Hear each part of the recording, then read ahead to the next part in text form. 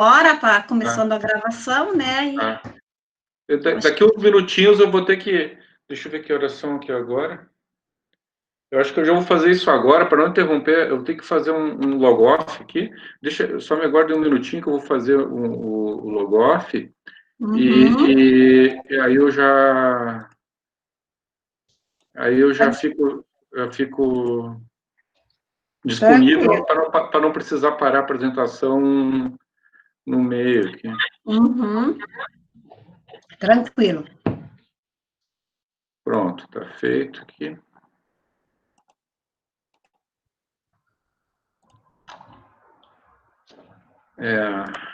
Tá.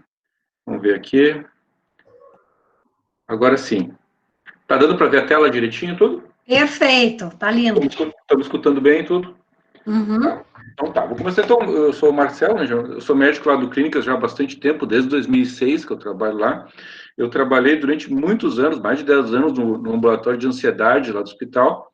Depois minha carreira mudou um pouco, eu fui para atender pacientes mais graves, eu fui para intervencionista lá do hospital, que é um outro capítulo da psiquiatria, né, embora tenha uma interface.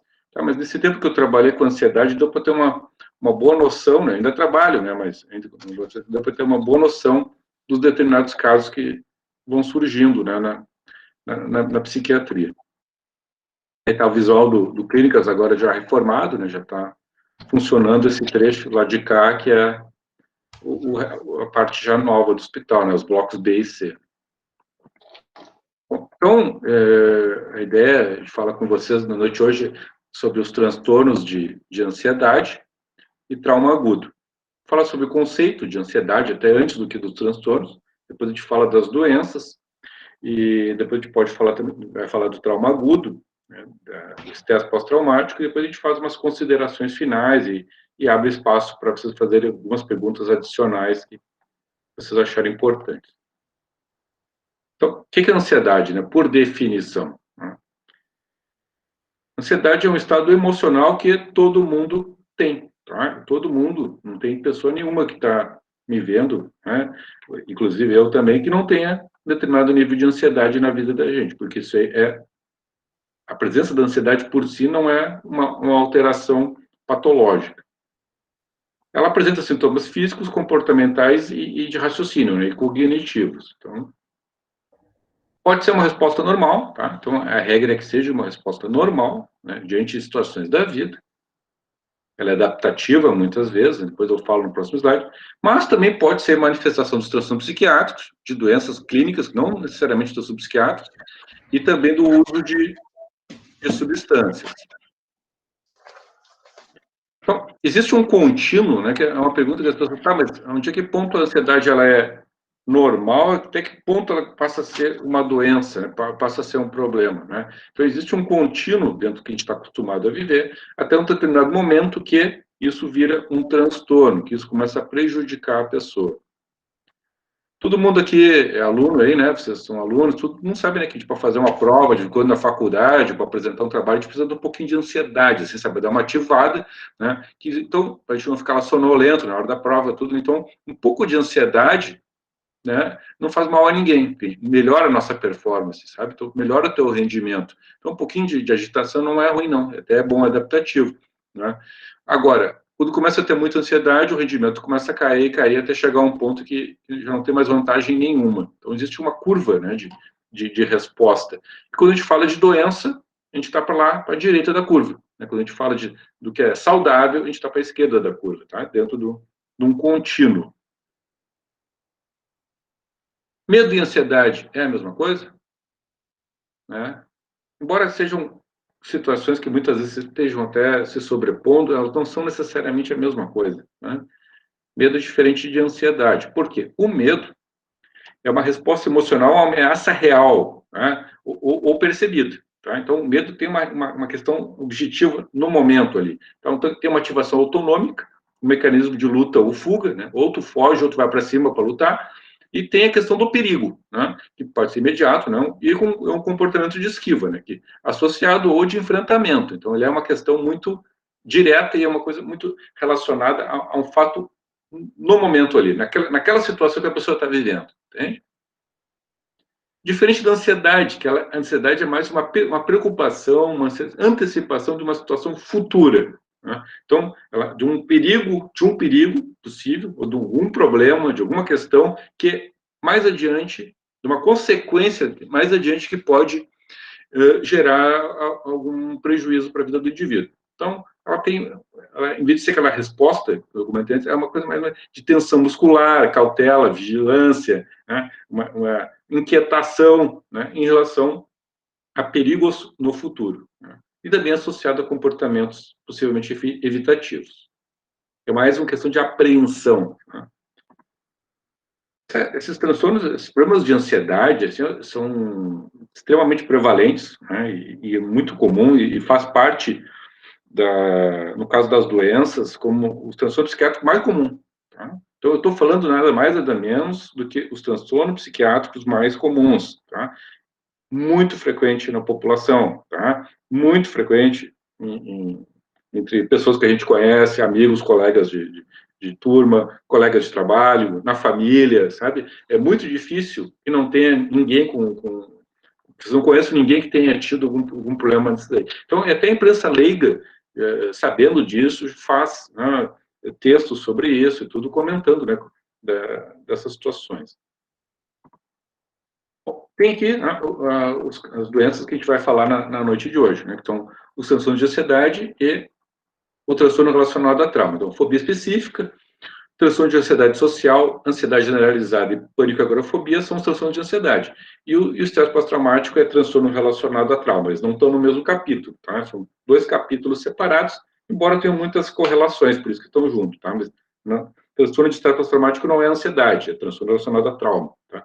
Antigamente o toque fazia parte do transtorno de ansiedade, mas você já sabe que já não está mais. Então, houve uma mudança que eu achei que foi correta, sabe? Depois a gente pode até falar mais sobre isso se vocês quiserem. Então, são transtornos que estão separados. Como regra, os transtornos de ansiedade, o que eles têm em comum, né? Daqueles que eu comentei agora há pouco. São os mais comuns, tá? Então, isso você tem que saber.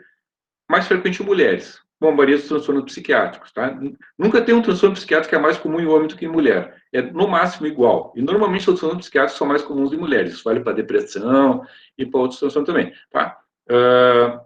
Então, é mais frequente em mulheres, proporção 2 para 1.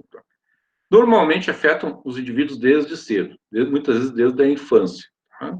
E tem forte impacto na qualidade de vida das pessoas. Bom, vou começar a falar, né, sobre a fobia específica, né, que o nome já diz, né, é uma ansiedade, um medo, né, significativo diante da exposição ou de uma antecipação à exposição a um evento temido, levando a ansiedade, levando a sentimentos de angústia, né, e principalmente relacionado ao comportamento de esquiva, que esquiva é ficar longe, é se afastar, não ter contato. Agora, uma apresentação, a gente sabe que a gente grava muito mais a figura do que texto, né, mas agora, né, todo mundo de noite está cansado, então aqui vocês já estão vendo figuras aí para ver quais são os tipos diferentes de fobia específica, tá? Vocês já vão gravando e vão levando isso para ver, é mais fácil lembrar, né? Então, medo de altura, medo de dentista, medo de animais, medo de agulha e sangue, tá? Procedimentos médicos. Então, vocês já estão aí. Então, esses são alguns exemplos de fobia específica, daí vocês já estão se familiarizando e ajuda a gravar. Tá? Então, quais são os critérios diagnósticos para a fobia específica de acordo com o DSM-5, né, que é o manual norte-americano, que a gente usa bastante na prática clínica, né, que é o manual estatístico dos Estados Unidos, né, que é muito parecido com a CID-10, mas a gente acaba usando mais o DSM-5. Então, quais são os critérios diagnósticos para a fobia específica? Então, medo, ansiedade acentuados, persistentes, intensos, né? Normalmente o medo é irracional, na presença, como eu disse antes, também na antecipação do contato com o objeto ou uma situação. Tá? Então, a exposição ao estímulo provoca resposta imediata de ansiedade. Essa situação normalmente é evitada ou suportada com sofrimento. A pessoa reconhece que aquilo ali é demais e a maioria das pessoas não tem aquilo ali, mas ela sabe disso, ela reconhece. Desculpa.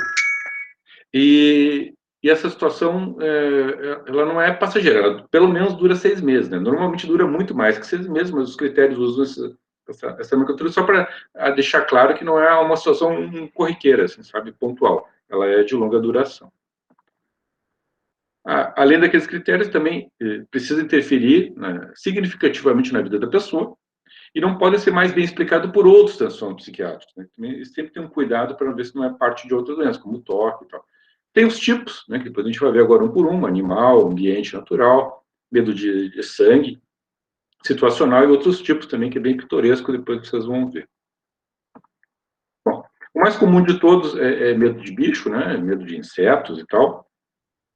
Como a maioria dos transtornos de ansiedade tem início na infância, e se até cometa muito mais mulheres do que homens.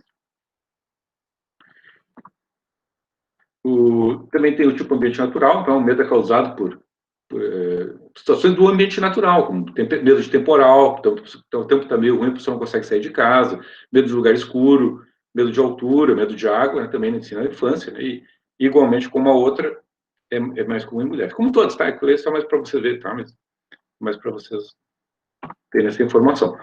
A fobia específica tipo sangue, injeção, ferimento, também, ela é bem prevalente, tá?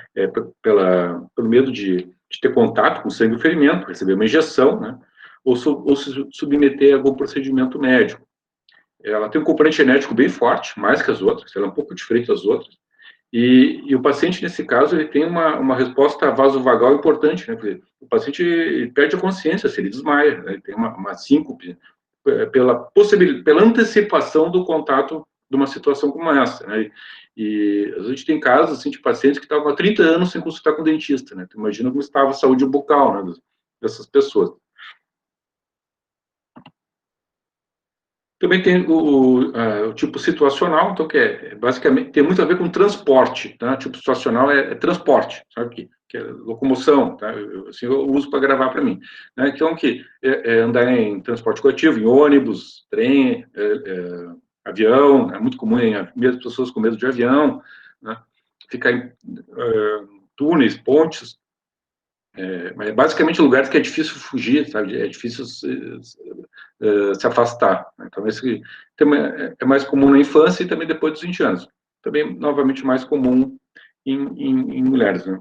Então, aqui tem um exemplo aí do medo de dirigir. Saber também, os outros tipos também é até bem pitoresco, né? São coisas que é difícil até de acreditar, né? Mas a pessoa tem medo de se asfixiar, um medo terrível de vômito, ou da possibilidade de vomitar, de pegar doença. Espaço é muito pitoresco, a pessoa tem que andar perto de uma parede, que tem medo que vai cair. As gurias não acreditam, mas tem gente que tem uma reação assim com chocolate, né? Normalmente as meninas adoram chocolate, né? E tem gente que não consegue chegar perto. Né? Barulho alto também, e até nas redes sociais antigamente estavam falando, né, das pessoas com medo de personagens em traje de fantasia, né, e isso aí até é bem mais comum do que a gente imagina. Uma pergunta, vou te interromper. E por que é associado, como tu comentou ali, mais mulheres, por exemplo? Tipo, tem algo a ver? Pois é, essa é uma questão aí que a maioria dos transtornos psiquiátricos são mais relacionados a mulheres, sabe? E uma das questões que se pode pensar que pode ser uma questão hormonal, né? Estrogênica e tal. E já que a gente sabe que a progesterona durante a gravidez tem um efeito ansiolítico, né? Como as mulheres, então, provavelmente seja algo hormonal, sabe? Mas é uma questão em aberto, assim. Né? Tá, é uma questão em aberto, até outros transtornos, alguns não, bipolaridade é igual, esquizofrenia é basicamente igual, né? Mas depressão e transtornos de ansiedade são mais comuns em mulheres. Né? Tem uma questão, provavelmente, se pressupõe que seja uma questão genético-hormonal. Então, qual é a importância das fobias específicas, né? Que nada mais, nada menos que o transtorno mental mais comum, tá? É o mais comum de todos os transtornos da psiquiatria, é a fobia específica. Né? Para toda a vida, em torno de 10%. Então, de cada 10 pessoas, uma tem fobia específica. Tá? E esses que têm, 75%, 3/4 tem mais de uma. Então, não é só uma, é medo de bicho e medo de altura, por exemplo, tá? Ou medo de água. Né? Então, relação homem e mulher, 2/1, mais frequentes, medo de bicho, que eu já falei, medo de altura. Muitos poucos pacientes procuram auxílio, porque eles têm vergonha, e às vezes eles conseguem viver com medo deles, sabe? Tá? Não chegam perto, né, das situações e tal. E as pessoas vão meio que se acomodando, sabe? Ah, tá, não vou pegar avião mesmo e tal. Tem gente que... E acabam meio que deixando aquilo ali, deixam de aproveitar a vida, né? E poder passear, às vezes, né? Ou fazer outras situações. tem impacto na qualidade de vida da pessoa, porque realmente a pessoa às vezes não pega elevador, né? Tu imagina, uma pessoa vai visitar um parente que está no 10º andar, subir 10 andares, né? Então, isso aí realmente traz transtorno para a vida da pessoa. O bom é que o tratamento não é medicamentoso, é só terapia comportamental e tem um alto índice de eficácia, tá? Não é o objetivo da aula hoje eu me deter muito, assim, mas o tratamento para fobia específica é muito efetivo, sabe? E sem medicamento nenhum, só terapia, exposição e tal, de uma maneira gradativa, e funciona muito bem, sabe? Então, quando a gente tem uma pessoa assim, você sabe, assim, incentiva a pessoa a buscar ajuda psicológica, porque o tratamento funciona, e às vezes, quem tem medo de dentista consegue 2, 3 consultas voltar a consultar, sabe? Consegue pegar avião, consegue ter coragem, para, de uma maneira gradativa, pegar elevador e enfrentar os outros medos que eu já comentei. A fobia social faz parte dos transtornos de ansiedade. Vocês já viram o vídeo aquele, né, que a Daniela apresentou, né, sobre fobia social. Eu não vou repetir, tá, porque não é o objetivo da apresentação repetir. A Daniela já falou, foi muito claro lá. Né? Então, se vocês tiverem alguma dúvida sobre fobia social, depois vocês podem me perguntar. Tá? Então, não vou... Vocês já viram lá, né, quem viu o vídeo que não viu, ver, porque a Daniela é muito didática e competente nessa área. Então, depois se vocês tiverem dúvidas, aí sim a gente pode falar sobre a ansiedade social, que também é muito prevalente, tem 10% de prevalência, e merece também bastante consideração, porque muitas pessoas acabam não procurando o tratamento, que é a timidez excessiva. Bom, o transtorno de ansiedade generalizada, né, que é o TAG, que a gente chama, então, caracteriza por quê? Preocupação excessiva, inquietude e ansiedade em relação a várias áreas da vida da pessoa, tá? Não é só uma questão, realmente é mais de uma. Tá? Preocupação, tá? Preocupação diária intensa, acompanhada de fadiga, tensão muscular, insônia, dificuldade com memória, com concentração. Tá? A melhor definição para vocês aprenderem, que nunca viu um caso, assim, ó, uma vez que eu escutei do professor, eu nunca me esqueci, assim, uma pessoa com ansiedade generalizada é um carro acelerado ao máximo com o freio de mão puxado. Essa é a sensação que a pessoa vive, é com os nervos à flor da pele. Essa é uma pessoa com ansiedade generalizada. E a gente sente na contra-transferência com esses pacientes assim, uma inquietação, sabe? A gente sente, a nossa contra-transferência com eles, a gente começa a sentir um mal-estar, assim, tamanho a questão de perguntas, de inquietação, de sofrimento, que a pessoa fica preocupada com tudo. Eu já acompanhei pessoas assim, normalmente a pessoa vem... vai falando, tudo para ela é grave, é sério e apavorante. Imagina o sofrimento que eles vivem.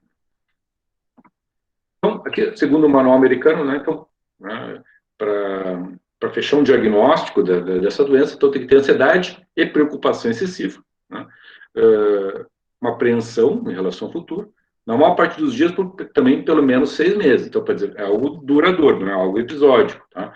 Com diversos eventos e atividades. Pode ser o desempenho escolar dele mesmo, ou dos filhos, ou a casa, ou a questão profissional, enfim, tudo que é relevante na vida do indivíduo.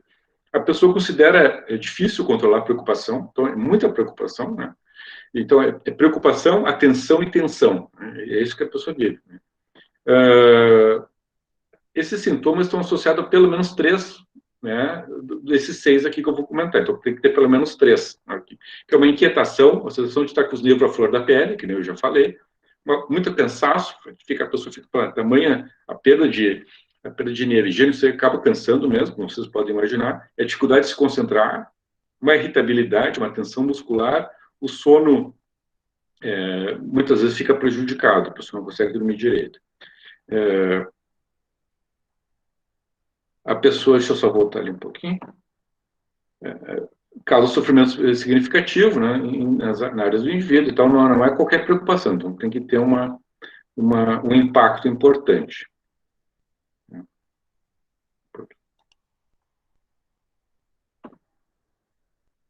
Esses sintomas não devem, mais ou menos, já começa a entender como funciona o manual, né? Então, tem os critérios E e F, são sempre exclusão, assim, não deve ser efeito de uma substância, tá?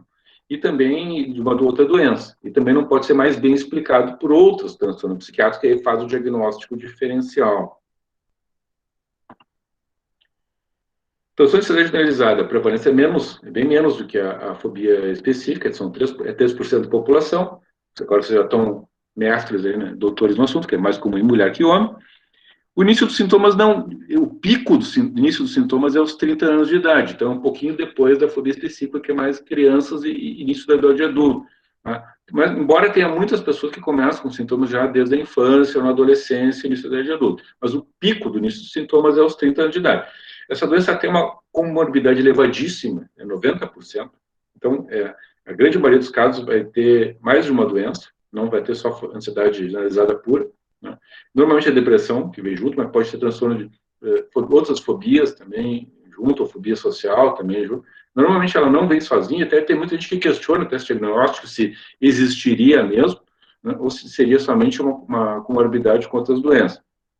De qualquer maneira, os tratamentos, basicamente com medicação antidepressiva, os tranquilizantes, os benzodiazepínicos, e também com terapia cognitivo-comportamental, né, que é esse, diferente da fobia específica, aí a medicação ela tem um espaço aqui, que é importante.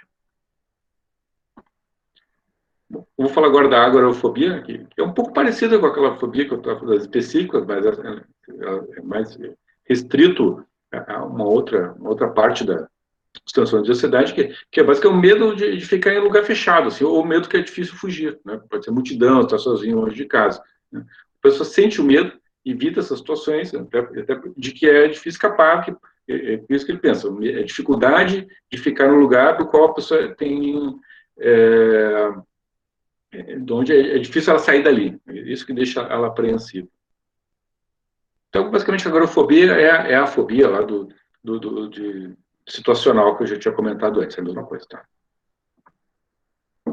Agora, eu vou falar assim, ó, dos transtornos de ansiedade, assim, ó, qual o pior de todos, assim, é o ataque de pânico, tá? É o máximo de ansiedade que uma pessoa pode suportar, né? Vocês imaginam vocês assim, ó, sentindo palpitação taquicardia, sudorese, tremor ou abalo, sensação de falta de ar, asfixia, né, que vem junto, dor ou desconforto no peito, náusea, conforto abdominal, sensação de tontura, vertigem, até a sensação de vai desmaiar, calafrio, dor de calor, parestesia, desrealização, despersonalização, medo de perder o controle, de ficar louco, medo de morrer. Vocês acham que, sentindo tudo isso, vocês iriam procurar um psiquiatra, um psicólogo? Ou ia para o CAPS? Não, né? Uma pessoa que sente isso, o que ela acha que ela está passando? Que ela está morrendo. Eu tive um ataque de pânico na Univates, inclusive numa aula, e precisei ser levado de ambulância da Univates mesmo, e etc.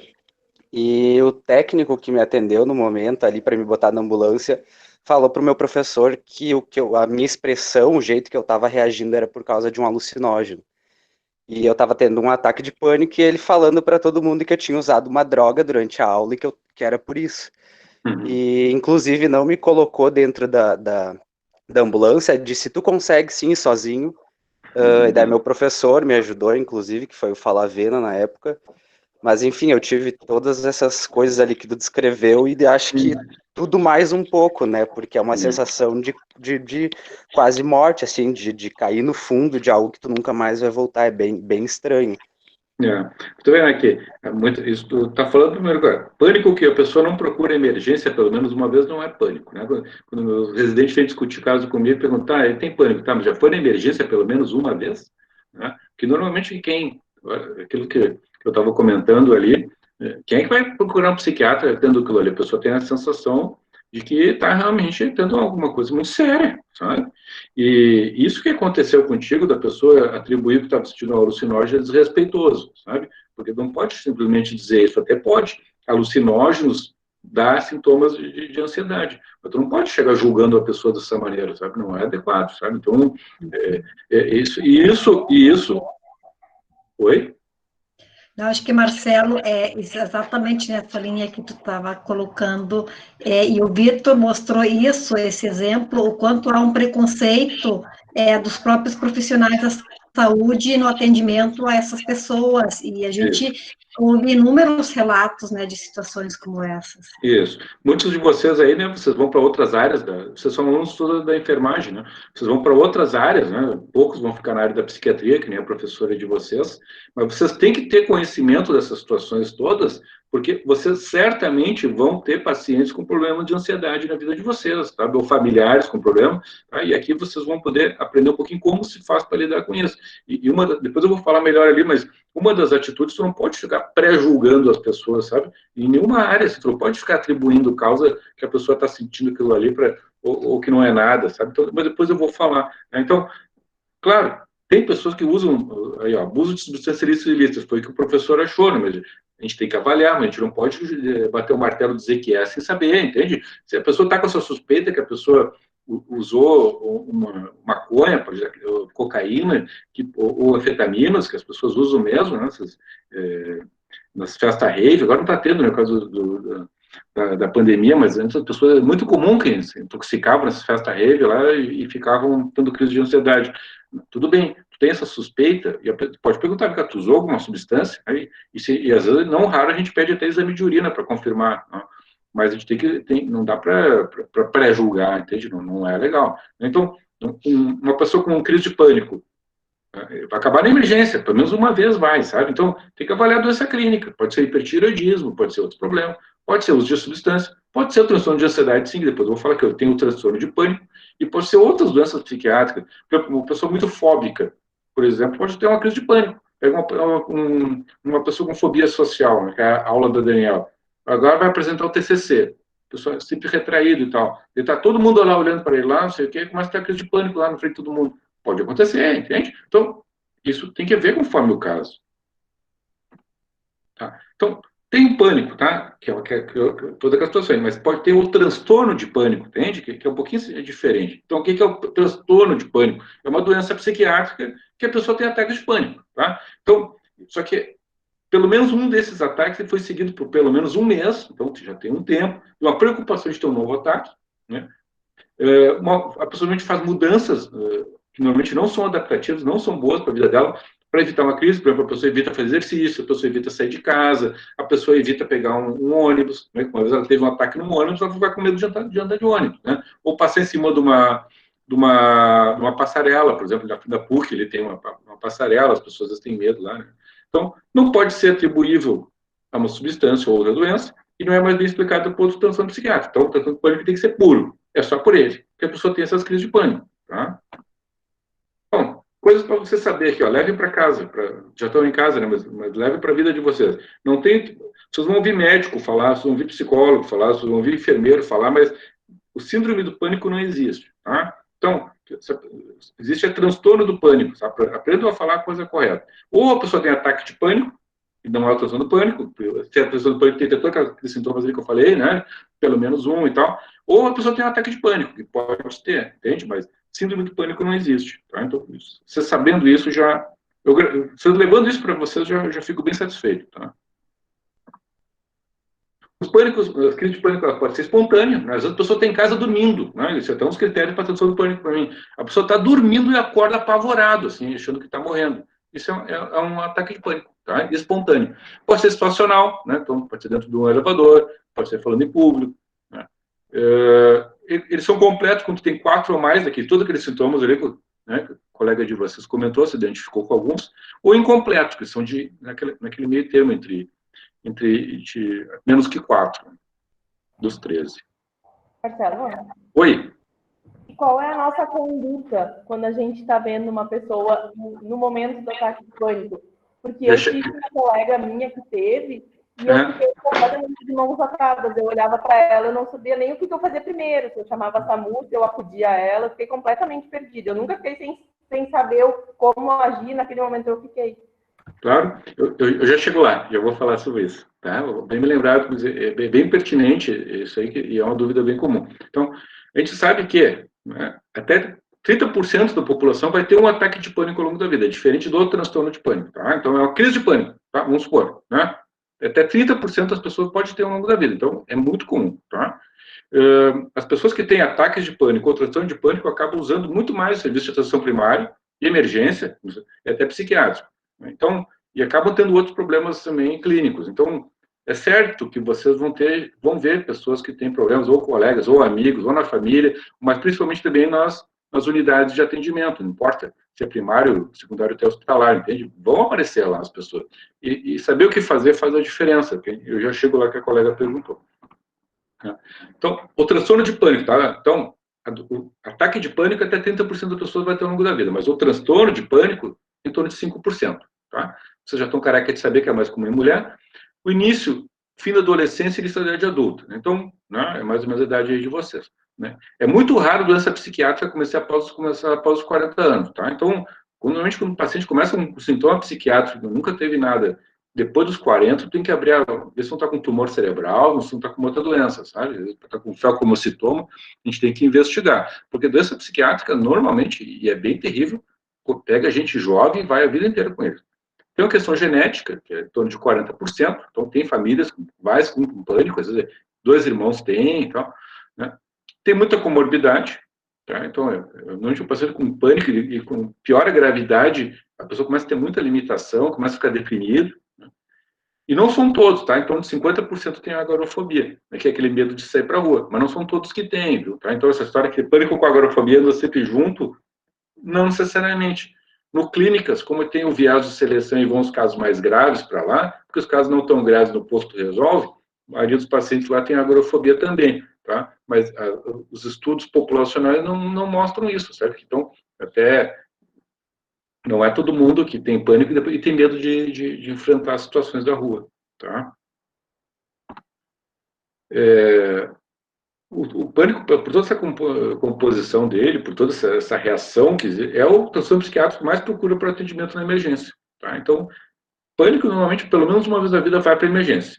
E tem um custo para serviços médicos, assim, sabe? Porque as pessoas vão mesmo apavoradas. Tá? Ele, incrível que pareça, mas ele eleva o risco de suicídio, e tem uma questão que parece que realmente acaba, a pessoa morre de medo de infartar, mas ele por si parece que aumenta mesmo o risco da pessoa ter eventos químicos, né? E por uma questão de agregação plaquetária, provavelmente. Então, a gente não pode subestimar isso. E uma pessoa tendo crise, assim, às vezes a pessoa tem mais de uma, a pessoa vira um lixo, sabe? Porque a pessoa começa lá, fica se sentindo muito mal e não consegue trabalhar direito, não consegue dormir direito, né? E começa com limitações e tal, e apavora todo mundo. E quase 50% dos pacientes são atendidos pela primeira vez no pronto-socorro, né? O colega já foi na ambulância, já sabe, né? Então, mas que muita gente chega no atendimento de ambulância mesmo, porque é a sensação do horror, assim, é a sensação de estar infartando, de estar tendo um AVC, sabe? É isso que eu queria que você entendesse, sabe? Com pânico, a pessoa, ela tem uma sensação de apavoramento total, assim. Manejo do crise pânico. Como é que a gente tem que fazer? A colega perguntou agora eu cheguei, né? Quando a gente pega um paciente que a gente sabe que está tendo pânico, né? Então, a gente tem que dizer assim, ó, tranquiliza, ó, calma, isso é só uma crise de ansiedade, a ansiedade não é que nem um foguete, ela é que nem um avião, ela sobe, mas depois ela desce, e ela sempre desce, tá? Então, tem que dizer, olha, essa ansiedade vai passar, tá? Não tem relação com doença clínica grave, tá? Então, calma, né, que isso é uma questão de ansiedade. A gente explica que tu está tendo uma crise de pânico com um problema de ansiedade. A gente orienta a pessoa a respirar devagar, vai respirando, puxa o ar, solta devagar. Aliás, os estudos mostraram até que uma das técnicas de tratamento de crise de pânico é a respiração diafragmática, sabe? E que a gente importou do yoga, sabe? E realmente controla a crise de pânico, tá? A gente fazia uns grupos de pânico antigamente no hospital, pena que acabaram, porque a gente conseguia atender um monte de gente e ensinar os residentes, os alunos a trabalhar, mas a principal técnica para controle de ansiedade é a respiração correta, sabe? E até que vocês estão com dificuldade para dormir, experimenta dar umas respiradas fundas, assim, sabe? Tu baixa o TCO2 e isso dá um relaxamento muito bom, sabe? Então, a gente tem que usar mais esses critérios, esses instrumentos, assim. Normalmente a pessoa está com ansiedade, dá um ambiente calmo para ele, não fica atolando a pessoa de pergunta, né, só vai tranquilizar uma pessoa se tu está tranquilo, se tu está angustiado também tu não vai tranquilizar, então tem que entender o que está acontecendo e proporcionar o manejo adequado.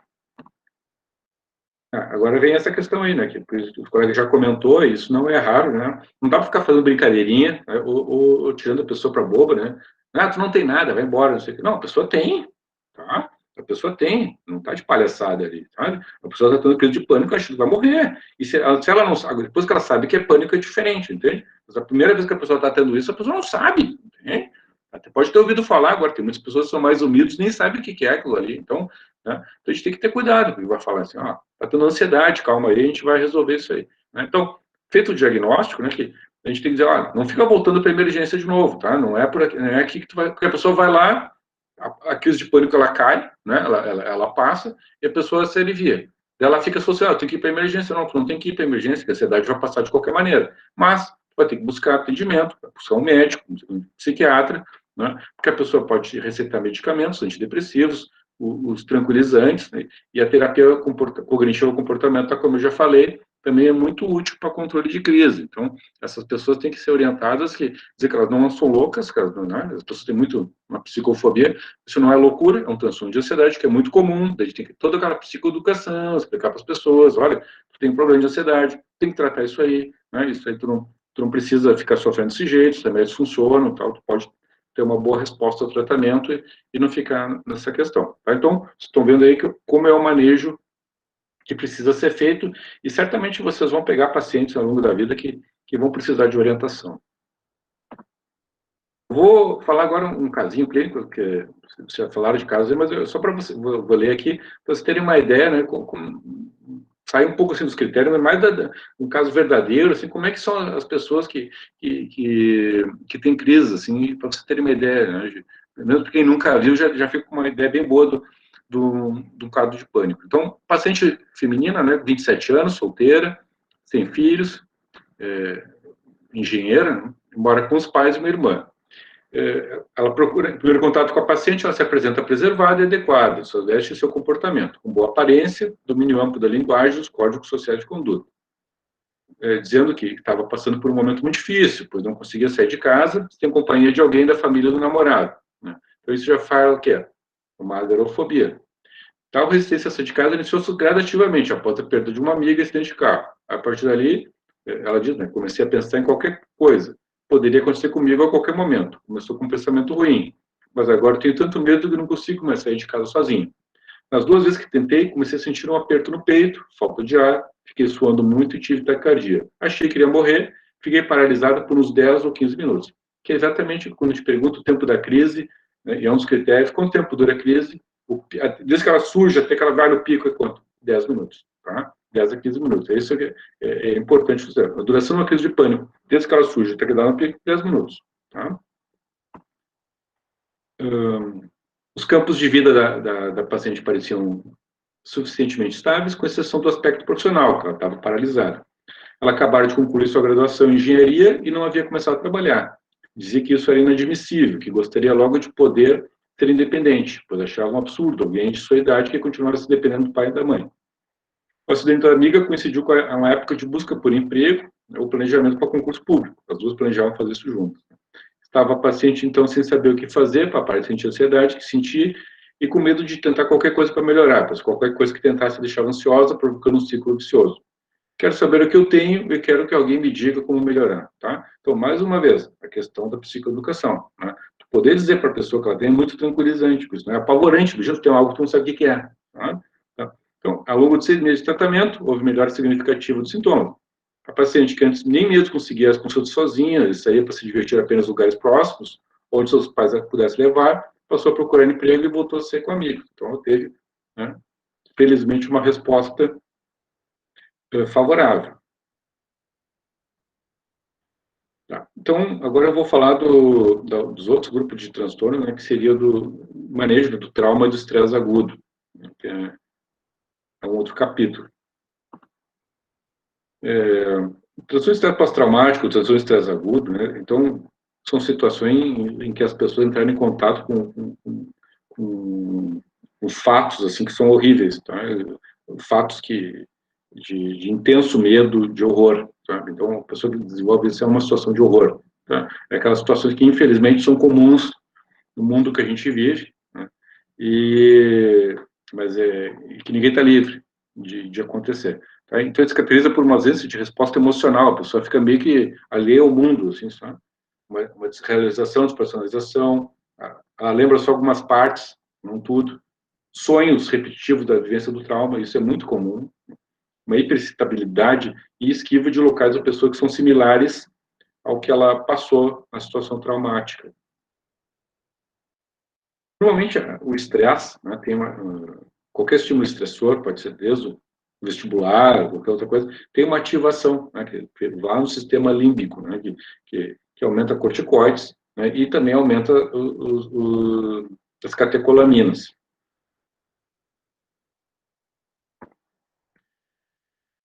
Até porque é muito comum, infelizmente, tá? Então, de 10% da população acaba sendo afetado. Né?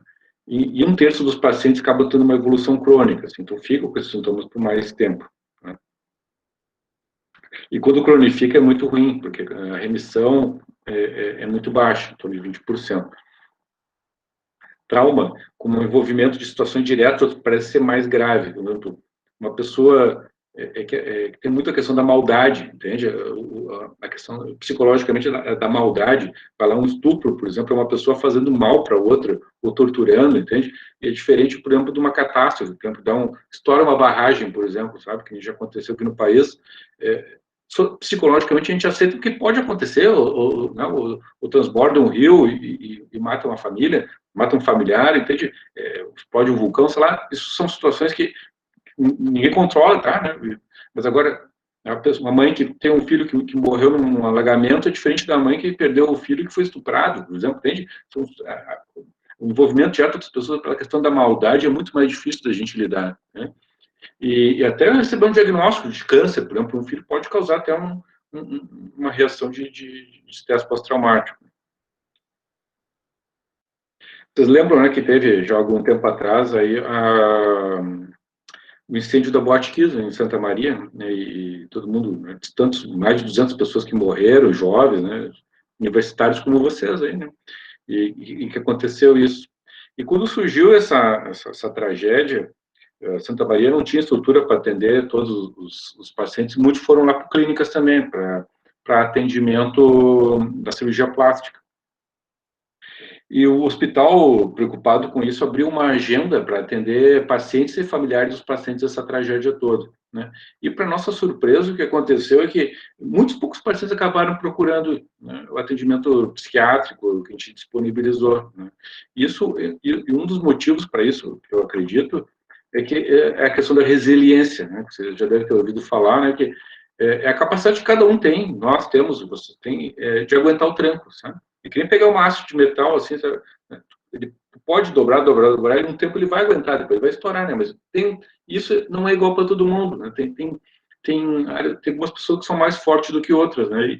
E se estuda muito isso e tal, mas pode ser uma questão muito da vulnerabilidade de cada um, que pode ser um componente genético, né, de aprendizado também. A gente sabe que quem passou por campo de concentração, que é a situação mais horrível que pode uma pessoa passar, né? Vocês já viram os filmes dos horrores que aquelas pessoas passaram, e mesmo lá, teve uma parte das pessoas que não tiveram TEPT, passaram por aquilo ali sem ter aqueles sintomas todos que eu já falei agora há pouco, né? E a questão da resiliência, tá? Que é a capacidade que a pessoa tem de aguentar. Isso, dependendo da situação, talvez explique porque tão poucas pessoas nos procuraram no atendimento psiquiátrico lá do hospital dos sobreviventes ou dos familiares do incêndio ali da boate. Tem fatores de risco, sabe, para TEPT, né? Tem a gravidade, o tipo, eu já falei, né? Se é uma pessoa, se é uma coisa de maldade é mais grave, a intensidade, quanto tempo durou isso, as consequências reais daquilo ali, se vai ter lesão, se vai ter perda familiar, afetiva, se é para a pessoa mesmo ou é para um familiar querido, entende? Isso tem um componente. A presença de sintomas graves de TEPT, sintomas associativos, é um fator de maior gravidade. A pessoa, isso tem os estudos que as pessoas falam, né? Pessoas que já tomaram muito pau na vida, né? Já foram maltratados, já passaram por outros traumas, e pior que, incrível que pareça, quem já teve um trauma, estatisticamente, aumenta a chance de ter outro. É um fator indisponível, assim. Não se sabe por quê, mas quem já passou por uma situação terrível, uma mulher que foi estuprada, ela tem chance de ser estuprada de novo, maior que uma outra que não foi, sabe? E não se sabe bem por quê, mas tem.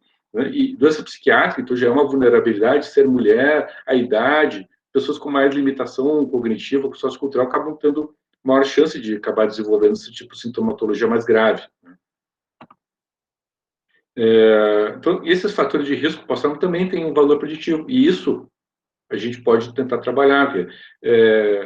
qual é a qualidade de rede para essas pessoas, né? Isso a gente pode tentar ver. Qual é o suporte emocional que a gente pode oferecer para ela, né? A gente pode privar essa pessoa de um estresse adicional. Então, tudo isso são situações que a gente pode tentar minimizar no sentido de atenuar o desenvolvimento desses quadros graves, né, de estresse pós-traumático.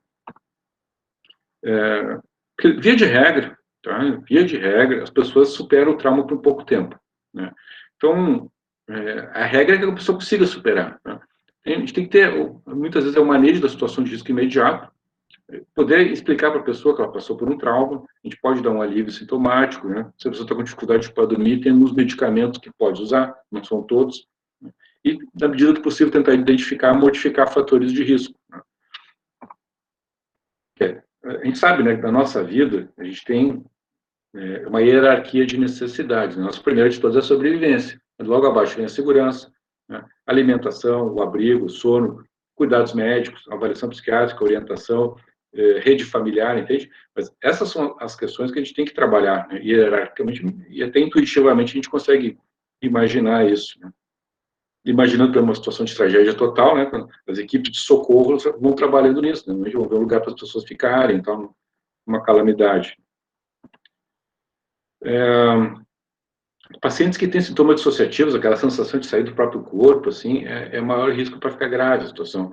Ou tem muita revivência, ou a pessoa fica muito fóbica em relação àquilo ali, né? Foge apavorada daquilo ali, né? Ou tem um vazio, assim, no distanciamento, ou a pessoa tem crises de ansiedade muito intensas, um sentimento de desamparo, obsessões, compulsões, ou uma desesperança completa, assim. Então, a gente tem que ficar atento a essa constelação de sintomas e tentar tratá-los, né?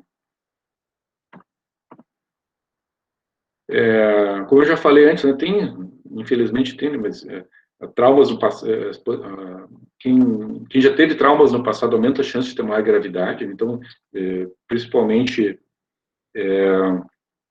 algo relacionado à violência, mas também até o próprio trabalho de resgate médico, pessoas que trabalham na área de saúde, às vezes tem que estar ciente do que está passando, né? Ou pessoa que tem doença crônica, ou transtorno psiquiátrico também, ou muita limitação, miséria, desemprego, ou pessoa que está morando em outro país, por exemplo, então tem uma questão de adaptação a outra cultura que às vezes é bem difícil, sabe? Ou que depois tem uma outra perda depois do trauma ainda, passa uma situação terrível e tal, e depois morre o marido, por exemplo. Então, isso tudo é um complicador. No estresse agudo, né, a pessoa passou por um estupro, vamos supor, né, a gente tem lá no ambulatório as pacientes que são atendidas na emergência do clínicas e que foram estupradas, a gente tem um mecanismo de encaminhamento que consegue ter uma agenda direta, né? Porque imagina se a gente vai pegar um paciente na emergência que foi estuprado, se a gente manda para o posto de saúde para marcar consulta na psiquiatria para consultar, né? Você imagina que seria um absurdo isso, quantos meses demoraria isso? Então, por uma razão óbvia, e a gente conseguiu uma passagem direta, que quando a pessoa da gineco faz a avaliação da paciente que foi estuprada, a gente consegue uma agenda direta para atendimento ambulatório de trauma no hospital. E isso, normalmente, a gente tem um plantão da psiquiatria que vai na hora, lá na emergência, é chamado, faz o primeiro atendimento psicológico e já dá o encaminhamento, e normalmente é para a mesma semana ou no máximo para a semana seguinte. Então, tem que ser, a gente não pode perder tempo com isso, né? Então, a gente, agora estou me lembrando, né, um dia eu estava num outro hospital, me toca o telefone e me liga um ex-paciente meu. Aí eu atendi o telefone e tal, né? Ele falou, olha, preciso marcar consulta e tal. Eu, tá. Daí ele chega no consultório e tal, e ele me fala assim, olha, o meu filho matou a minha esposa e se matou. E aí eu, assim, né? Assim, imagina a situação que ele estava, né? E não era a mãe do filho dele, né? Mas era a madrasta. Só que o filho ficou psicótico, ele é esquizofrênico. E num surto psicótico, ele matou. Ele não estava em casa, esse paciente não estava em casa, então ele matou a madrasta e depois se matou. Eles tinham um bom relacionamento, tudo, né? Então, isso é uma situação, né? Ele já estava em atendimento psicológico, a psicóloga me procurou e tal, né? Mas o que eu orientei para ele, né? Eu falei, olha, ele é profissional liberal, não para de trabalhar. Tá? Eu falei para ele, né, assim, não para de trabalhar, segue trabalhando, né? Tu Tu não pode romper com a tua rotina, né? Tu não pode deixar isso tomar um espaço maior, né? E, claro, né, tem que abordar sentimento de culpa, achando que ele se achar o que ele fez errado para deixar o filho era um bom rapaz, né? E eu te falei, olha, né, tem situações na vida aí que a gente não pode controlar, né? Mas a gente tem que ter uma postura que ninguém tá livre, sabe, de passar por situações terríveis, né? Do filho matar a esposa e depois se matar, né? E era o único filho dele ainda. Então, a gente tem que enfatizar a importância da rede de apoio, né, e na retirada de fatores adicionais de estresse. Às vezes a pessoa precisa até de uma orientação jurídica, quando necessário, isso não é raro. A gente parece, os benzodiazepínicos, assim, parece que não é uma boa, tá? A gente evita usar, embora o pessoal use direto, sabe, para insônia, assim, tudo. Existem outros sedativos que não são benzodiazepínicos, tá? Então não precisa usar, existe outros sedativos, até antipsicóticos dá para usar, algum outro medicamento antidepressivo mais sedativo, então a gente evita usar os tranquilizantes benzodiazepínicos. E se necessário, a pessoa, se não melhorar, dentro de 2 semanas, ou tiver uma piora, vai ter que buscar um auxílio adicional. Né? Tem a questão do sentimento de culpa, que eu já falei desse meu paciente, né, que ele se sentiu culpado, porque ele fez de errado, que foi trabalhar e deixou o filho com a ex-mulher lá, então, é muito comum o sentimento de culpa da pessoa, né? E uma vez eu estava no ambulatório, fui atender uma paciente que tinha sido estuprada, daí ela foi na delegacia, né, contou o que tinha acontecido, né? O delegado olhou para ela e disse: "Tá, mas o que tu estava fazendo na rua uma hora dessas?" Né? E esse tipo de pergunta é muito comum, sabe? Então, né, uma pessoa que pergunta isso também, né, quer dizer, o sentimento de culpa, a pessoa já está sentindo um caco, ainda bem o outro falar isso, né? E agora, acontece um fato terror disso aí, né? Nunca ninguém vai ser igual ao que era antes, tá? Né? Quem viu aquele filme Irreversible, da Mônica Bellucci, um filme francês, assim, vê o que é um trauma, né, aquilo ali. Né? Tem estômago para ver um filme, vejam, porque é duríssimo, sabe? Nunca vai ser igual, tá? E nunca vai esquecer, tá? Mas tem que seguir vivendo, né? Porque é da vida, né? A gente tem que ajudar essas pessoas, né? Dizer que esquecer nunca vai, mas dá para seguir em frente, né? E a gente é dotado dessa característica, né? A gente tem que seguir em frente apesar dele. Agora eu vou falar para vocês um caso clínico também para ilustrar a questão do TEPT.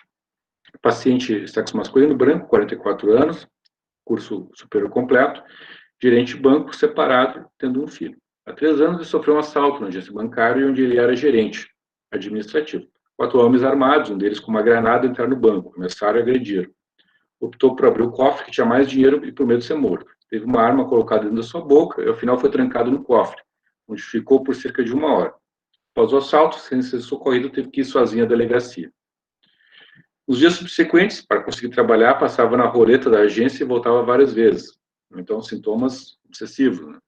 Muito sobressaltado, tá? Então, tremia e sentia calafrios. Perdeu 12 quilos em 2 meses. Desde então, não consegue mais permanecer em lugares fechados nem utiliza elevador, mesmo tendo de subir mais de 10 andares. Parou de dirigir. Passou a sentir-se simplesmente estar de alerta, com a impressão de estar sendo seguido ou de que poderia acontecer alguma coisa a qualquer momento. Sente-se ameaçado, principalmente por homens negros, muitos assaltantes eram negros. O coração fica acelerado, tem dificuldade de respirar e mal-estar. Refere pesadelos frequentes sobre o assalto e temas relacionados. Tem sensação de insegurança quando anoitece, por isso evita sair à noite. Após o assalto, ficou descuidado com a aparência, distanciou-se de amigos e familiares. Não saía da casa, tinha crise de choro, dificuldade de se concentrar e de ação suicida. Foi encaminhado para tratamento psiquiátrico. Atualmente apresenta melhor do humor, porém ainda tem medo de locais fechados, insegurança, principalmente quando está sozinho. Às vezes tem a sensação de que pode estar sendo seguido. Não consegue passar perto de carros fortes ou agência bancária. Tem pesadelos e não consegue mais dirigir. Tá? Então, estou vendo que esse é um caso de estresse pós-traumático. Tá? Que, infelizmente, teve uma evolução mais para a cronificação, uma melhora parcial.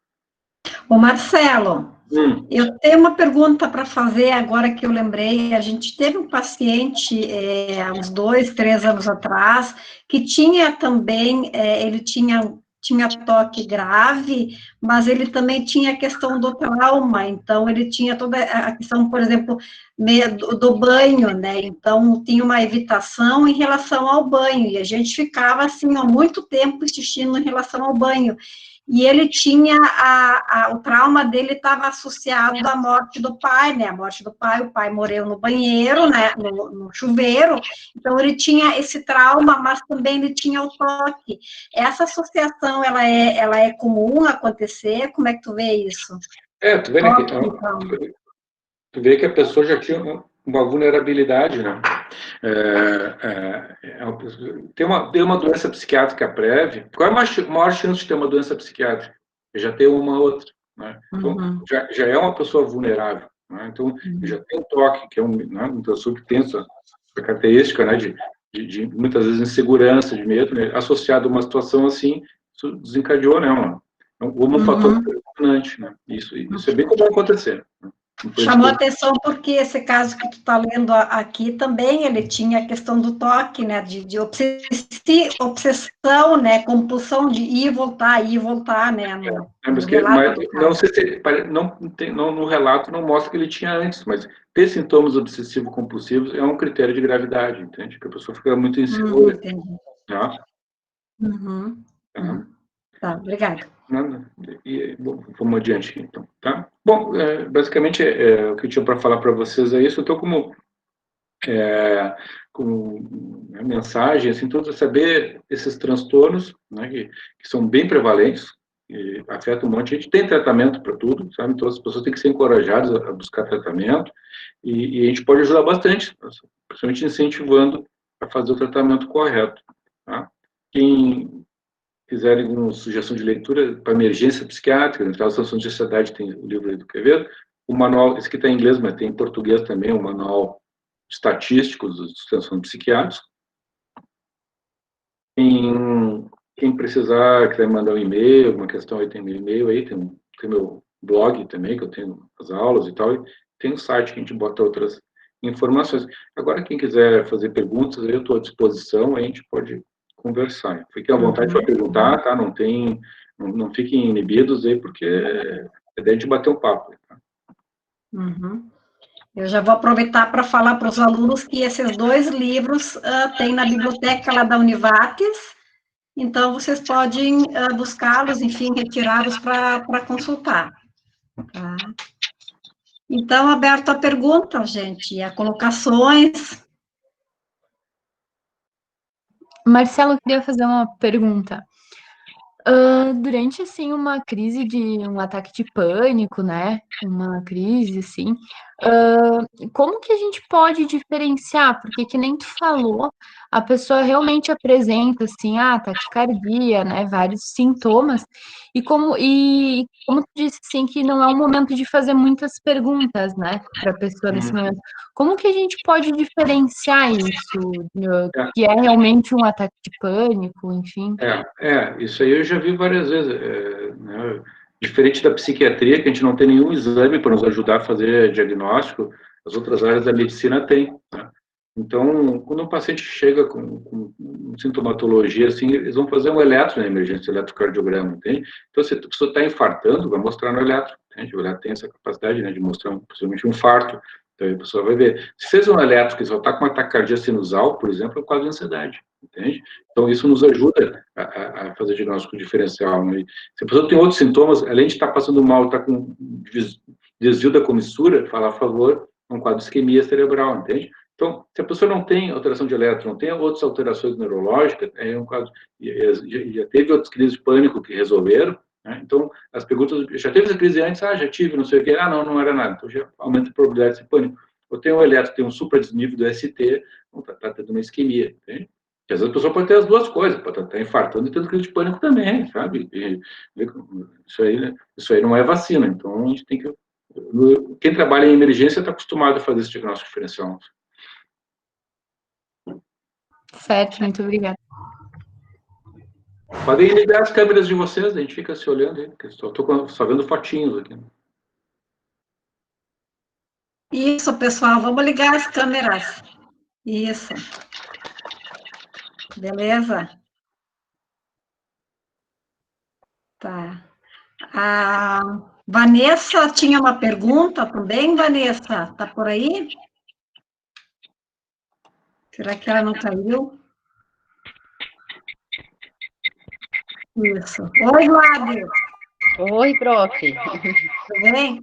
A Vanessa está por aí? Ela tem uma pergunta? Estou aqui, prof. Tá, faço a pergunta então, para o Marcelo diretamente. Eu fiquei interessada sobre essa cirurgia, né? Neurocirurgia. Ela é realizada como, assim? Ela é com o paciente acordado ou esse tipo de cirurgia? Porque eu sei que eu andei lendo algumas coisas. Tem pessoas que têm a síndrome de Tourette, né? Sim. Claro que não é. E tem muitos tiques, assim, fazem bastante mesmo, assim. Isso. Aí eu pensei, no caso, como é que o médico vai saber depois da reação da pessoa? Porque tem esse tipo de cirurgia, né? O neurocirurgião, ele precisa entender o que está acontecendo com o paciente, né? O passo que ele está conseguindo atingir. Era essa aí a minha pergunta. Não, o Tourette, não são todos os casos que vão para cirurgia, tá, gente? Eu acho que é da outra, tá falando da aula que é do vídeo, né? Da gravação, né? Isso aí. Saber se é uma coisa ou outra aí. Assim, cirurgia, em primeiro lugar, casos gravíssimos, refratários, que não responderam com o tratamento. Então, é uma menor parte. Os pacientes, eu já vi, né? Não tem problema de ficarem acordados, porque eles não estão sentindo dor, né? E eu já vi paciente ficava xingando o médico, falou palavrão pro neurocirurgião, né? Não vou repetir aqui, né, por respeito. Não sei o quê, né? E o cirurgião está acostumado, ele colocou o aparelho, tudo parou, né? Na mesa. E ele até precisa disso para poder ter o critério. Não, eu peguei o ponto certo, né? Então, não.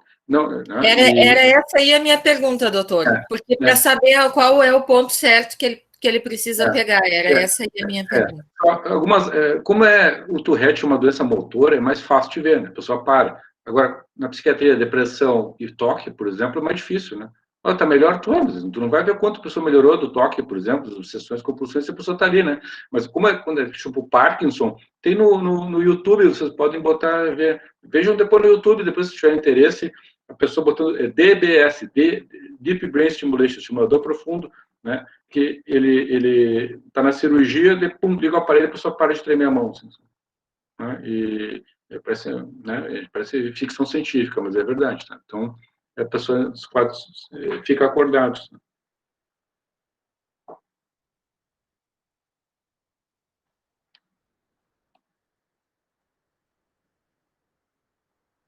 Marcelo, antes tu comentou que sobre os ataques de pânico que podem acontecer até quando a pessoa está dormindo, assim, que ela acorda, né?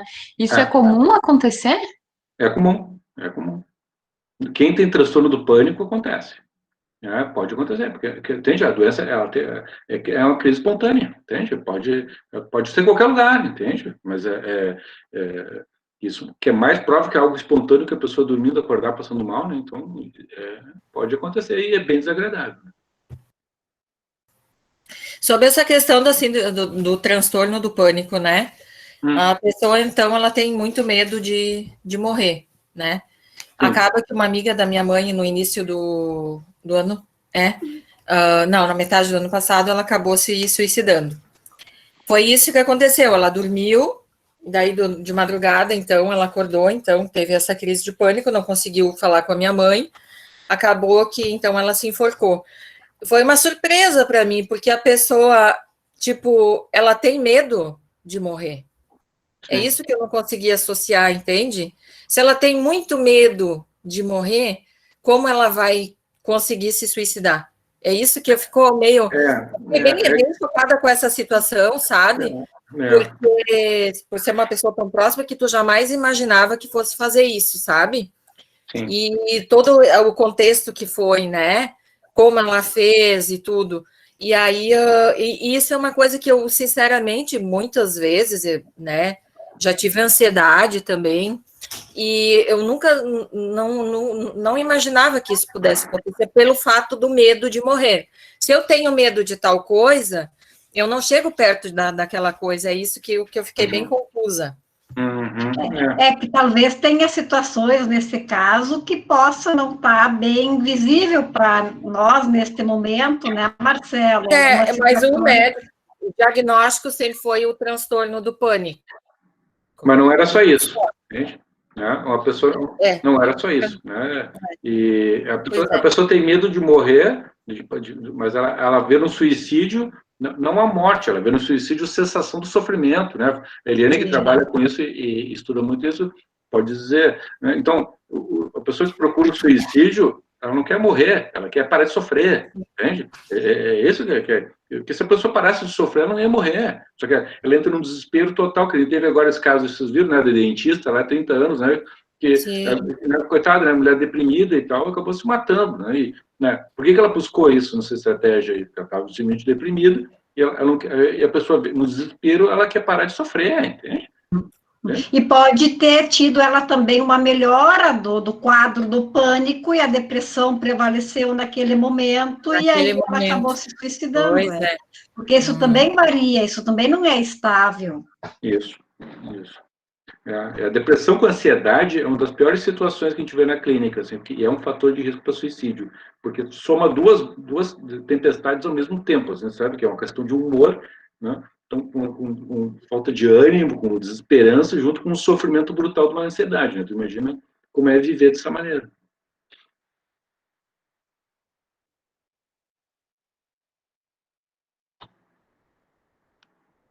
Marcelo, tu comentou antes que o pico, assim, de um transtorno de ansiedade se dá em torno de 30 anos, né?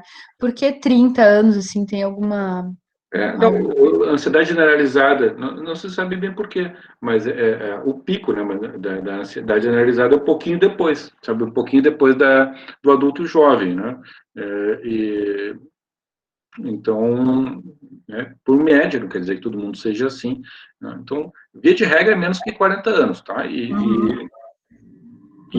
pode ter um pico, nem o toque tem muitas crianças com toque, o pico é no início da idade adulta, entende? A ansiedade generalizada é um pouquinho depois, né? O Alisson perguntou aqui, até meu parente aqui.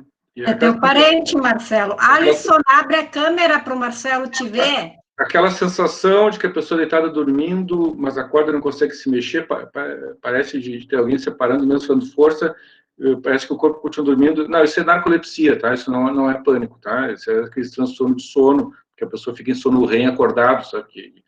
Que daí não é transtorno de ansiedade, isso é transtorno de sono. E o pessoal aqui ficou com medo da barata, então, que botaram aqui até também. Sim. Vocês vão buscar tratamento para vocês aí, viu, tá? Porque dá para resolver esses medos de bicho, essas coisas. Ver foto de barata, ver coisas assim, ajuda a perder medo, parece brincadeira, mas não, então, né, vamos buscar ajuda psicológica aí, porque para não ficar com tantos faniquite vendo barata aí, mandando os maridos de vocês matar depois ali. Tá, tô brincando, gente, tá? Eu sei que isso aí é chato mesmo, mas a aula tem que ser assim para poder ver, aquelas coisas desgastem mesmo, né? Que incomoda, né? Então, eu entendo, isso aí, eu sei que isso aí, né? Mas tem gente que morre de medo de cobra também, né? De outras coisas, mas galinha também, sabe? Bom, tem de tudo, né? Então... Marcelo. Tem uma pergunta da Juliane e da Débora. Vamos lá, gente, aproveita. Primeiros idosos. Juliane, vai. Vai, Juliane. Tá. Assim, ó, são duas colocações. Primeiro, quando tu falava, Marcelo, a questão do estresse ali, na verdade, da crise de pânico, né? Ou da ansiedade, do ataque de pânico ou da ansiedade, que a questão das alternativas, né, para procurar ir se entendendo e controlando isso, né?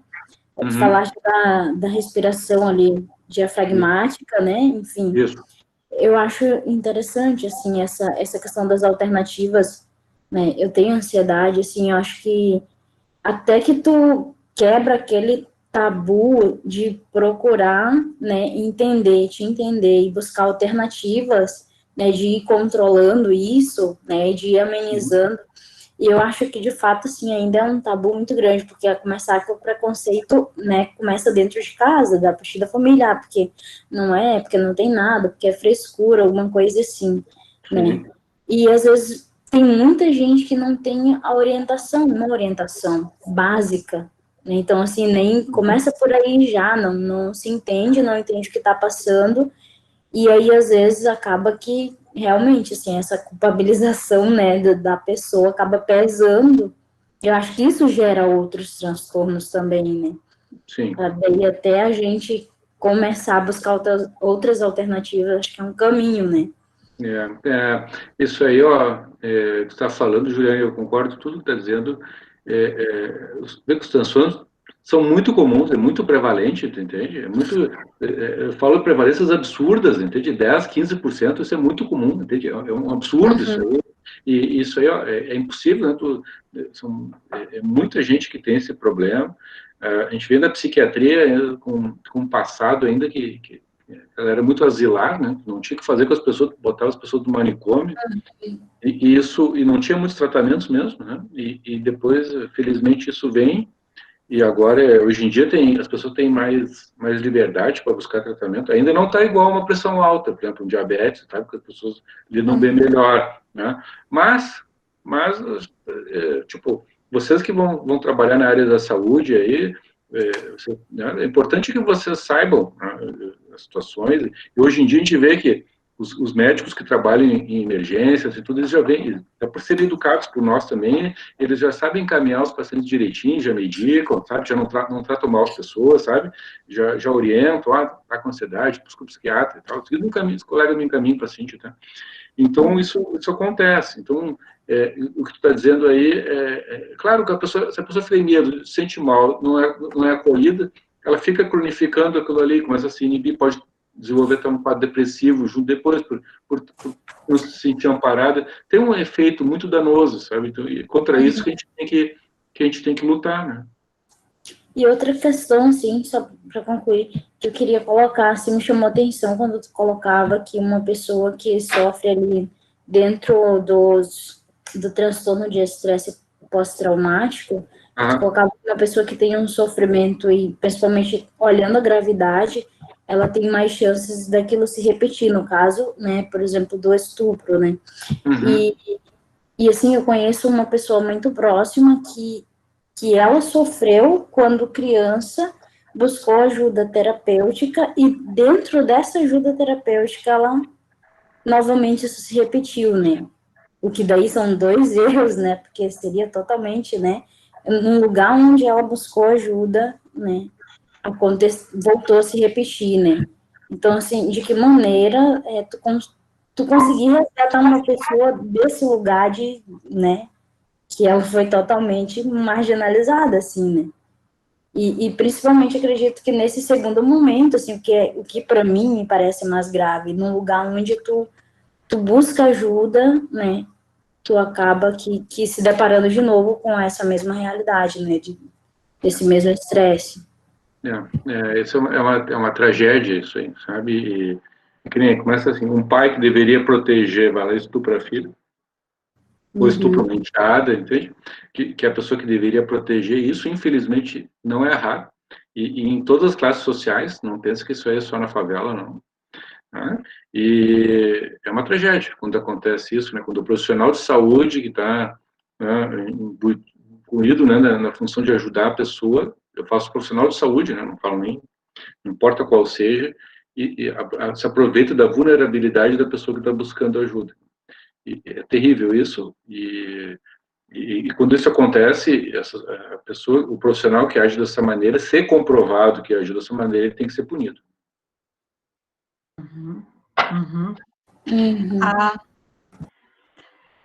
A Débora tinha também uma colocação. Débora, uma pergunta? Tem duas perguntinhas. A claustrofobia a gente pode enquadrar na agorafobia? A claustrofobia e a agorafobia são muito idênticas, assim, porque ambas têm essa questão de dificuldade de sair, né, do local. Então, sim, pode. Embora às vezes fica uma questão muito de, não, isso não tem a ver com... Não, mas é basicamente o mesmo princípio, sabe? Eu penso a claustrofobia como uma fobia específica, sabe? E que tem a ver com uma questão agorafóbica, assim, sabe? Ágora é do grego, que é multidão, né? Ágoras, antigas ágoras, na Grécia, lá, onde tinha lá, o pessoal ficava lá, então era medo de ficar no meio da multidão. Mas ficar no meio da multidão, que é um lugar que não tem socorro, né? Que nem num bloco de carnaval, vamos supor assim, né? A pessoa fica lá, ou ficar trancado dentro de uma caverna, por exemplo, isso é um princípio similar, né? Que é a dificuldade de sair dali, né? E outra coisa, um paciente que teve o TEPT, ele pode desenvolver um transtorno de ansiedade com alguma coisa nada a ver, por exemplo, nunca teve fobia de barata, por exemplo, e depois de ter tido um trauma, ele desenvolveu isso? Pode. E pode, às vezes pode ser que não tenha nada a ver, entende?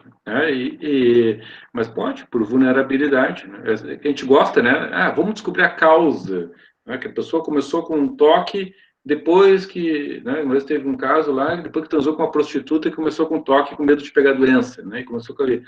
Às vezes não tem nada a ver, sabe? Às vezes a pessoa começou a ficar doente, ficou mesmo, sabe? E por associação isso desencadeou. Mas pode, por vulnerabilidade, pode desenvolver um outro transtorno de ansiedade, assim. Sabe? E isso não é raro, né? É bem comum. A gente tem que nem fobia específica, que nem eu falei para vocês. A maioria dos pacientes não tem só uma, né? Tem mais de uma, né? Então, e TEPT também, né? É uma pessoa que já está com vulnerabilidade ali, né?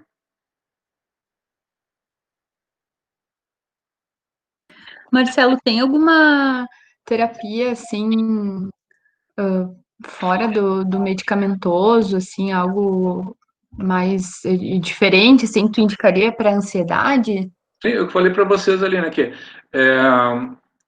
algumas que têm fobia específicas é só terapia psicológica, tá? Fobia específica a gente não medica, tá? Então, o transtorno psiquiátrico mais comum não é para medicar. Então, não fique com essa ideia que psiquiatra quer medicar todo mundo, que não é verdade, tá? E segundo, a terapia cognitiva comportamental é muito efetiva, sabe?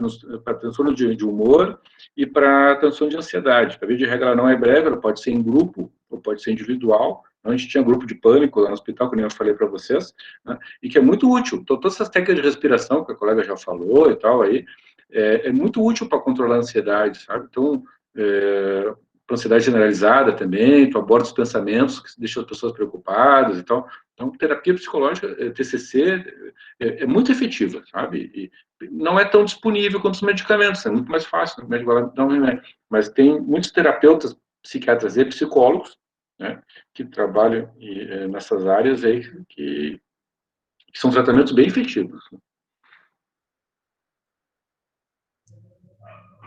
A yoga entraria numa dessas opções, assim, boas? Sim. A gente usa técnicas de yoga no pânico, né? A gente usa a técnica da respiração diafragmática, a técnica de relaxamento muscular, a gente importou do yoga. E que realmente funciona. Eu vivo falando dos pacientes ansiosos para fazer yoga, vai fazer yoga lá para tu ver. Faz uma aula para ver se gosta, né? Alguns gostam, né? Outros nem tanto, mas realmente é efetivo. Que a questão do tratamento medicamentoso, às vezes, parece que é mais rápido, resolve mais rápido, só que, na verdade, não, né, Marcelo? A questão do tratamento medicamentoso não é nem anjo nem demônio, tá? Às vezes a pessoa está tendo crise de pânico dormindo, tu entende? Pô, girando. Aí tem que medicar, entende? A pessoa não dá para ter crise de pânico dormindo, tu entende? Mas daí depois, né, tu tem que usar pelo menos 2 anos de medicamento, antidepressivo e tal. E às vezes tem que usar benzodiazepínico também, para agudamente controlar a crise.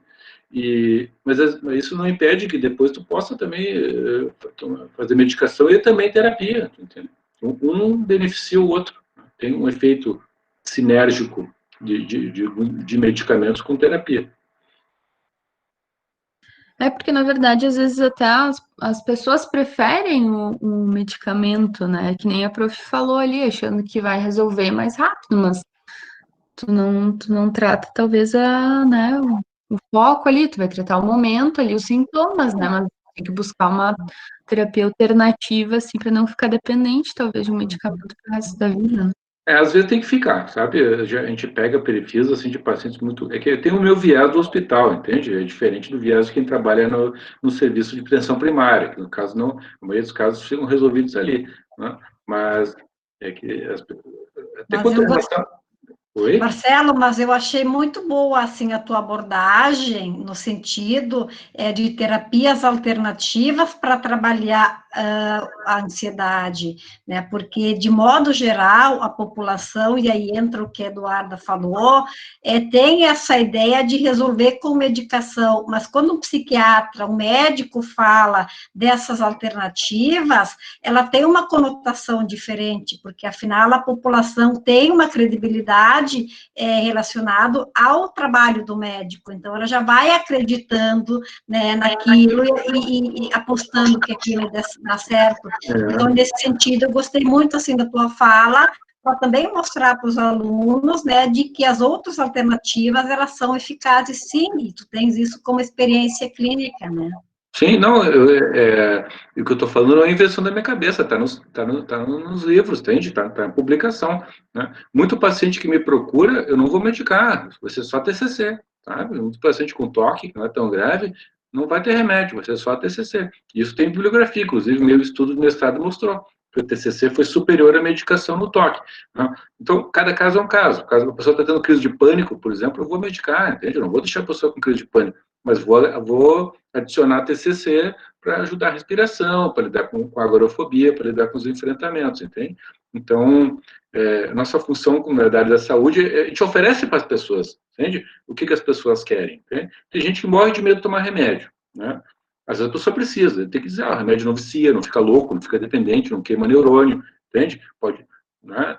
Se a pessoa não tem problema de bebida, pode consumir moderadamente bebida alcoólica, pode dirigir, entende? Então, a gente tem que fazer um trabalho de orientação, sabe? Porque as pessoas têm medo, sabe? E tem pessoas que nem sabem, né? Que nem sabem que para pânico, para toque, tem terapia. E funciona muito bem, entende? Mas não é para todo mundo, entende? Tem pessoas que não aderem à terapia, não conseguem, por exemplo, fazer os enfrentamentos e tal, né?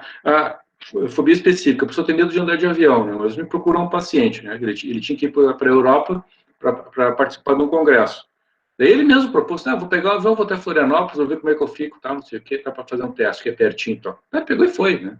Alguns casos, a pessoa não tem condição, entende? E vai, talvez tenha que tomar uma medicação para ficar um pouco mais tranquilo, enfrentar, não vai viajar de novo. Sim, cada caso é um caso, entende? Mas nossa função como área da saúde, a gente tem que oferecer alternativa para as pessoas, né? E de acordo com a evidência científica. Daí a gente, junto com a pessoa, ajuda a definir o que é melhor para ela, entende? Tá. Tem mais alguma pergunta, pessoal? Senão a gente vai também encerrando a participação do Marcelo. Marcelo, não sei se tu tem mais alguma colocação, assim, né, da tua fala, né? Olha, o que eu tinha para dizer era basicamente isso. Eu espero que tenha ajudado, pelo menos dar uma olhada nisso aí tudo. Recomendo que vocês deem uma lida nos livros sobre, principalmente o manejo, né, que vocês, e principalmente assim, vocês leiam sobre isso, né, que isso ajuda a consolidar, e fiquem atentos, sabe, atentos aos sintomas de ansiedade na família de vocês, até vocês mesmos, às vezes tem umas coisas que acontecem, ninguém está livre disso, e na família, e depois quando vocês forem trabalhar também, vocês fiquem atentos, sabe, e vejam os pacientes, sabe, perguntem, procure se instruir, se não sabe, procure se instruir para poder orientar, sabe, e motivar as pessoas a fazer o tratamento.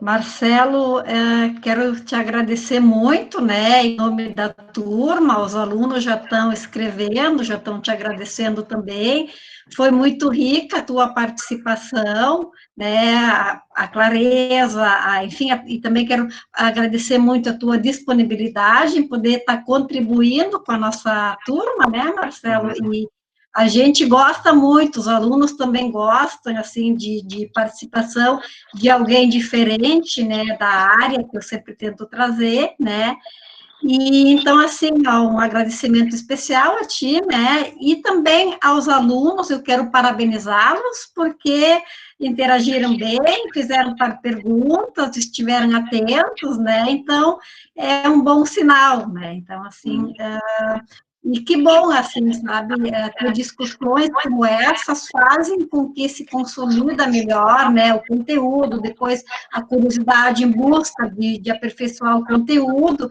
e é o que a gente espera, então, dos alunos, tá?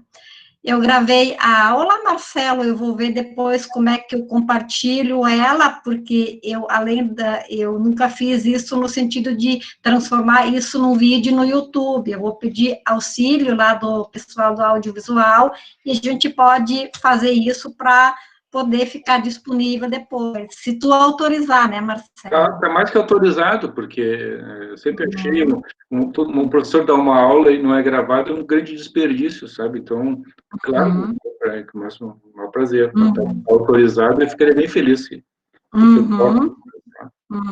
tá. A gente, então, vai seguir a nossa aula, e o Marcelo, eu sei que ele gosta de futebol, daqui a pouco o time já está começando a jogar, né? Todo mundo torcer para o Inter hoje, tá? É o Grêmio, né, gente? Força para o Grêmio. O Marcelo é do Inter, eu sou gremista, e vocês, alguns, a maioria, muitos são gremistas. Olha, o Alisson. O meu parente. Não gostei, Alisson, viu? Eu não sabia disso, agora está se manifestando ali no silêncio. Tem gente que vai ganhar nota 10. Olha ali, ó. Tem gente que é do Inter também, né? E por aí vai, né? O pessoal gosta, eu acho que jogo sempre faz, o futebol também é uma forma de interação, né? Então, Marcelo, sinta-se à vontade, tá? A gente agradece a tua participação, nós vamos seguir ainda aqui com os alunos para finalizar, né? E tu te sinta à vontade, então, né? Se tu queres, enfim, assistir o jogo, né? Tá bom. Eu estou saindo, então uma boa noite para todos, tá? E qualquer coisa a gente sempre está à disposição aí, tá? Uma boa noite, abraço para todo mundo, tá? Boa noite. Tchau. Então, tá, gente. Foi boa a palestra, né? Valeu. Foi muito boa, prof. Uma linguagem, assim, bem boa, né? Bem tranquila de entender e também de a gente se comunicar com ele, bem acessível, assim, bem legal.